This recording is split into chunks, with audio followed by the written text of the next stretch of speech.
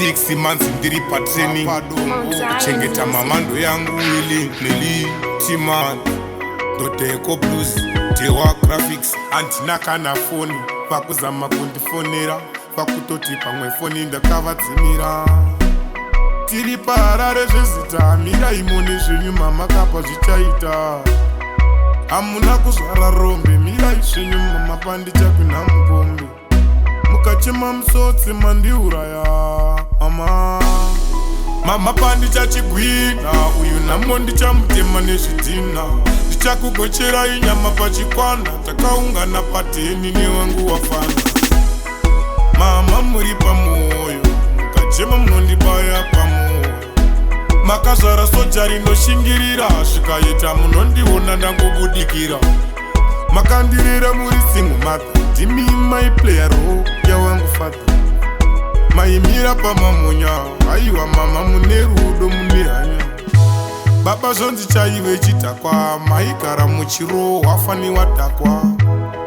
maimira pese kuti isu semhuri tidye tese torai sando dzenyu mai mama muri mukai mama ndinotirumbidzwai nini nemauto angu tinokudai mama masalu parongo wobva vati madha muri pamberi komborerwai mama namwari mwari dai vandipawo mari yekutenga kakumbeze nechari mama hamuzi padhuze muri kumberi mama kumberi kwekuseri mama pandichachigwina uyu nhamo ndichamutema nezvidhina ndichakugocherai nyama pachikwana takaungana pateni newangu wafana mama muri pamwoyo mukachema munondibaya pamwoyo makazvara soja rinoshingirira zvikaita munondiona ndangobudikira tambo mama dzamaikakata dzakauma manga musina murume meka zvenyu muchidhonza tambo amai vangu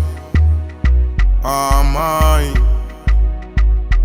timanionavo mama chenjimani wavaona here mama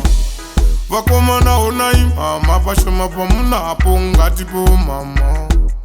zvenyu mune amai aiwa tima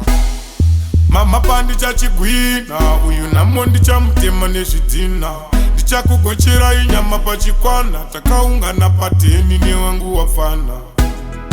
mama muri pamwoyo mukachema munondibaya pamwoyo makazvara soja rinoshingirira zvikaita munondiona ndangobudikira